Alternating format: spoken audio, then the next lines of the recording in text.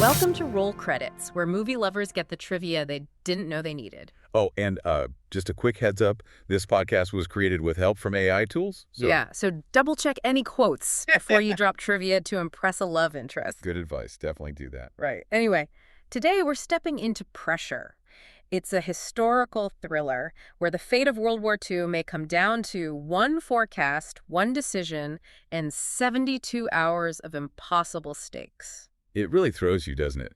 Because, when you sit down for a World War II film, you have this certain expectation in your head. Oh, totally. You're bracing for the physical terror. Yeah, the mud, the artillery, the sheer chaos of combat. I certainly was. I mean, the mind immediately goes to troops storming the beaches of Normandy. But this deep dive is looking at something entirely different. Completely different. We are exploring the agonizing, just claustrophobic boardroom decisions that had to happen before a single boot ever hit the sand. Right, the behind-the-scenes stuff. Exactly. And yet, the movie establishes the absolute life-or-death stakes right out of the gate with its opening scene. It doesn't start in a boardroom. It starts on a beach in the aftermath of this catastrophe called Exercise Tiger. Which is that historical context is so vital to understand everything that follows. Exercise Tiger was an April 1944 dry run for the D-Day amphibious landings. Okay. They conducted it on the southwestern coast of England. And it was just an unmitigated disaster. Yeah, I was shocked by this. Right. It wasn't just a bad practice run. Roughly 700 Allied soldiers were killed. Wait, 700 casualties in a rehearsal? Yeah. How does a practice run go that horribly wrong? It was this really tragic cascade of, logistical and communication failures. So the British and American forces were operating on entirely different radio frequencies. Meaning they couldn't even talk to each other. Exactly. They couldn't communicate at all. And then a British escort ship that was meant to protect the landing craft got damaged and had to leave. But the Americans didn't know. Yeah, this left the convoy completely exposed. And a patrol of German E-boats, which are these fast, heavily armed torpedo boats, they just slipped right in among them. Jeez. Add in some friendly fire from the beach itself, and you just have absolute chaos. I mean, soldiers drowned under the weight of their own gear. Because they weren't trained properly on how to wear the life preservers, right? Right, and others just succumbed to hypothermia in the freezing water while, waiting for a rescue that couldn't find them. When you watch that opening scene, it's haunting. You see this young, boyish soldier lying in the shallow water, staring blankly at the sky as the blood washes around him. It's incredibly bleak. It is. And standing there on the beach looking at this devastation is General Dwight D. Eisenhower. Is the director trying to tell us that Exercise Tiger is the reason Eisenhower is so paranoid moving forward? It's the visceral anchor for his paranoia, absolutely. He realizes that, okay, they have the troops, they have the ships, the strategy is in place. But that catastrophe proved that even with perfect planning, a slight miscommunication turns the water into a graveyard. Because the ocean doesn't care about your strategy. Exactly. Now multiply that by the scale of the actual D-Day invasion. If a mere rehearsal resulted in that much slaughter, what happens if they get the real invasion wrong? Right. And looming over all of this is the one massive, uncontrollable variable, which is the weather. Okay, let's unpack this. Because to me, this makes Pressure essentially the Moneyball of war movies. Ooh, I like that comparison. Right. We are shifting the focus completely away from the frontline soldiers and pointing the camera directly at the unseen, behind-the-scenes wonks, like the data analysts and scientists whose meticulous number crunching completely altered the course of human history. That's a brilliant way to frame it, actually. Yeah? Because the central conflict of this film isn't Allied forces versus Axis forces. No, not at all. It's a fascinating meteorological duel between two very different men with two totally opposing scientific philosophies. So on one side, you have the American meteorologist Irving P. Crick, played by Chris Messina. Yes. Crick is charismatic, he's slick, and a bit of a showman. He actually worked as an advisor for Hollywood studios. Which is just a crazy detail. It is. He loves to brag that he accurately predicted the perfect weather for the famous burning of Atlanta scene in Gone with the Wind. Which tells you a whole lot about his methodology and his ego, honestly. Yeah. Crick's entire philosophy is based on analog forecasting. Right. And he essentially looks at past historical weather patterns to assume what will happen next. Yes, the historical matching. Like, if the barometric charts today look exactly like the charts from a date 10 years ago, he predicts tomorrow will perfectly match what happened 10 years ago. Based on this, he basically guarantees Eisenhower that the planned invasion date of June 5 will be calm and sunny. He's incredibly confident about it. Mm. But then you have his foil, Group Captain James Stagg, played by Andrew Scott. Such a good performance.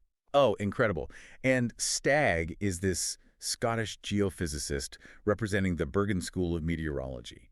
And he completely rejects Crick's historical trend analysis. Hold on, I've got to play devil's advocate here for a second. Oh, wait.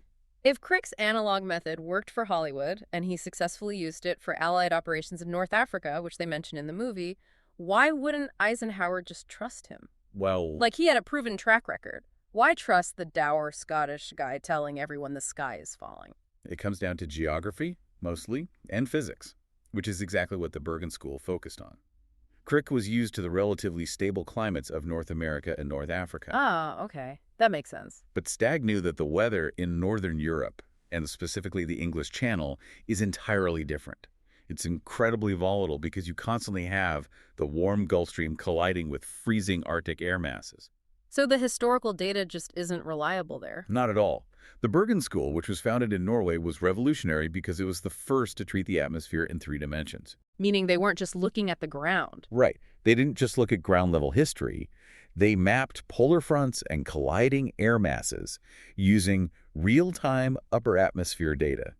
And they pulled this from weather balloons and, crucially, early radar systems. You know, thinking about Crick's analog method, like looking purely at past historical data to predict the future, isn't that basically how modern AI works? Oh, wow. Right. It predicts the next word or the next event based entirely on its historical training data. And just like AI, that method can completely hallucinate when it's faced with a sudden, unprecedented anomaly that doesn't neatly fit the pattern. What's fascinating here is that you've just perfectly described the exact paradigm shift that birthed modern weather forecasting. Really? Yeah. Prior to World War II, looking at the past to predict the future was the standard. But atmospheric physics won out because of moments exactly like this. Stagg understood that you need real-time data to spot anomalies. And speaking of radar, there's an incredible irony in how Stagg actually got that data. The radar technology they used to track this incoming storm was originally designed by the British solely to spot incoming German bombers. Oh, right. The military operators were actually annoyed when the radar picked up rain clouds. Yes. Because it created this visual clutter that interfered with spotting the planes. Precisely. The radio waves would hit the water droplets in the atmosphere and scatter back to the receiver. The military just saw it as static. Like a glitch.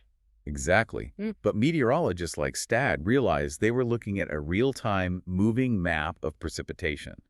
It allowed Stagg to look at his charts and confidently predict a massive, catastrophic storm for June 5. Directly contradicting Crick. Directly. So you have this unprecedented meteorological technology being born in real time, but it's completely untested on this scale. Imagine being the guy who has to bet the entire free world on that untested math. No pressure, right? Seriously. And that brings us to Brendan Fraser's portrayal of General Eisenhower, which is just, it's a massive departure from the stoic, confident caricatures we so often see. Fraser went so deep into his preparation for this. He reportedly read biographies on set right up until the moment he had to deliver Eisenhower's famous soldiers, sailors, and airmen speech. I heard that. Yeah, he really wanted to understand the man behind the myth. And what we get on screen is a deeply vulnerable leader whose body is just physically breaking down under the weight of the impending invasion. The historical reality of Eisenhower's physical state during this window is staggering. He was smoking 4 to 6 packs of cigarettes a day. 6 packs? Yeah. He was drinking over 20 cups of coffee a day. He was suffering from a painful bleeding ulcer. The stress was literally eating him alive from the inside out. And it makes total sense when you look at the room he is managing. He is surrounded by these massive egos pressing him for action. Constantly. You have Damian Lewis playing the blustery British Field Marshal Montgomery, who is practically pacing holes in the floor. He was so eager to launch. Right. Regardless of Stagg's storm warnings. Montgomery's argument is that any delay will kill their element of surprise and give the Germans time to reinforce the beaches. It really highlights the isolation of command. Because Montgomery wants aggression. Crick is offering a comforting lie based on flawed historical trends. Just telling him what he wants to hear. Exactly. But Eisenhower is portrayed as an accountable leader who truly listens rather than just hears. And he relies really heavily on his trusted confidant and aide, Kay Summersby, played brilliantly by Carrie Condon. She is so good in this. She acts as this vital buffer and translator. She takes the dense, prickly data from the socially awkward scientists and helps frame it for the gruff military men. Which brings us to the visual and social isolation of Andrew Scott's Stag. I love how Scott completely leans into Stag's lack of charm. Oh, he's totally unapologetic about it. He is prickly, he's blunt, and he clearly isn't there to make friends. If you're listening to this and you've ever had a boss who demands absolute certainty when certainty is mathematically impossible, you will instantly relate to James Stagg. He had to be rigid, though, because the military apparatus is essentially designed to crush dissent, and the visual design of the film highlights his alienation beautifully. The wardrobe choices, right. Have you noticed how Stagg is costumed? He wears this crisp, bright blue civilian shirt, which visually isolates him in this suffocating sea of brown and khaki military uniforms. Here's where it gets really interesting. I want you, the listener, to imagine being in Stagg's shoes for a moment. Yeah, put yourself in that room. You are an introverted scientist. Yeah. You are looking the most powerful, intimidating military leaders on the planet right in the eye, and you have to violently disagree with them. And they do not like being disagreed with. No. You have to tell them that this massive operation they've spent years planning is going to sail right into a meat grinder because of barometric pressure. And on top of that professional pressure, he's carrying a terrifying personal burden. Right, his family. Yes. The film accurately portrays the reality of Stagg's home life during this exact 72-hour window. His wife was heavily pregnant. Oh, wow. And she was in a hospital that was actually bombed during a German air raid while he was locked away in the war room. That is just unimaginable stress. He couldn't leave. He couldn't go help her. He had to completely compartmentalize that sheer, agonizing terror just to calculate the wind speeds over the English Channel. It takes a profound kind of courage. He wasn't giving them the easy answer. He couldn't even give them absolute certainty because, well, weather is inherently chaotic. It is. He could only give them his rigorously calculated probability. And, the supreme irony of this entire production is that while the script is all about the stress of predicting unpredictable British weather in 1944, the filmmakers faced the exact same nightmare trying to shoot the movie. The off-screen production stories are almost as tense as the historical events they were recreating. It's wild. Director Anthony Maras was determined to avoid making the film feel like a dry, static stage play, right? Because it was adapted from David Haig's play. So he insisted on real-world locations. And it pays off visually. Oh, absolutely. They utilized the imposing chalk cliffs of the Seven Sisters in East Sussex, and they used Mentmore Towers in Buckinghamshire to stand in for the Allied headquarters. But for the sweeping D-Day beach scenes, they took the crew to Camber Sands Beach. And nature decided to imitate art with terrifying precision. They had this massive shoot planned. We are talking about hundreds of extras, incredibly expensive production design, heavy equipment right out on the sand. A logistical nightmare on a good day. And just days before they were supposed to roll cameras, their own modern meteorological team steps in and essentially pulls a James Stagg. Life imitating art. Right. They say, we have 50-knot winds and 6-foot waves coming. You cannot shoot. If you put that equipment on the beach, it's going to be washed out to sea. So they were facing the exact same go or no-go decision that Eisenhower faced. Do they pack it up, waste a massive chunk of their tight budget, and retreat to an indoor soundstage? They took a massive gamble. They looked at the localized data, delayed the shoot by just a single day, and braced themselves. And just like in the film, the storm broke.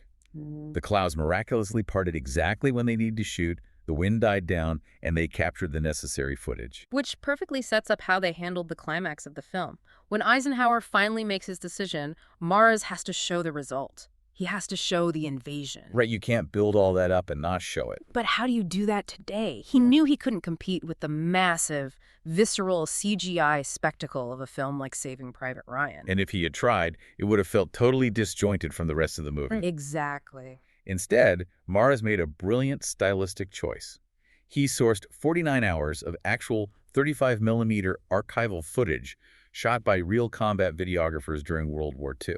But he didn't just drop grainy, fast-moving black and white clips into the movie, right? No, no. Because old film was shot at a lower frame rate, usually like 16 or 18 frames per second instead of our modern 24.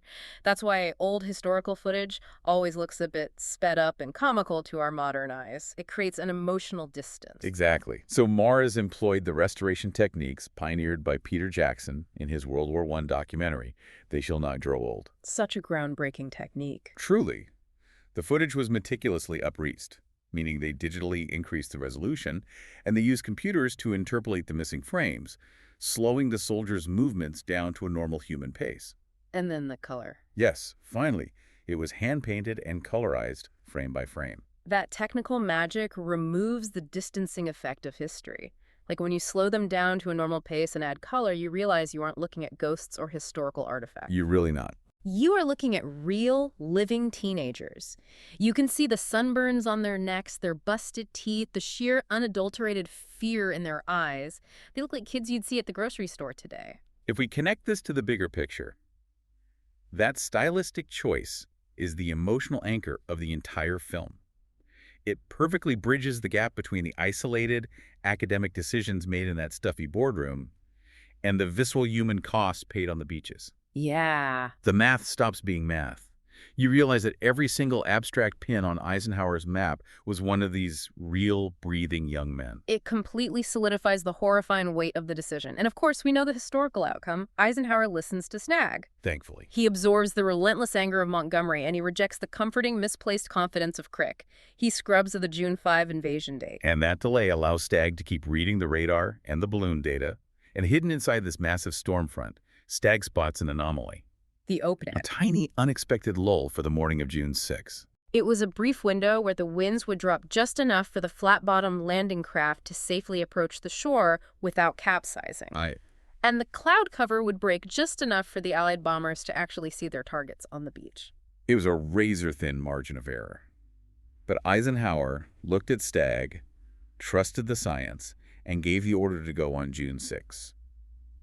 It is terrifying to contemplate the alternative, honestly. If he had been wrong. If Eisenhower had yielded to his ego or to Montgomery's pressure and launched on June 5, the invasion fleet would have been torn apart by the storm before they even fired a shot. But hold on, what if they had just waited out the storm entirely? Like, if June 6 was only a temporary lull, why not just wait for a guaranteed sunny week later in the month? Because of the moon and the tides. Oh, interesting. Yeah, the amphibious landing required a very specific combination of a low tide at first light so the engineers could see and clear the German underwater obstacles. Got it.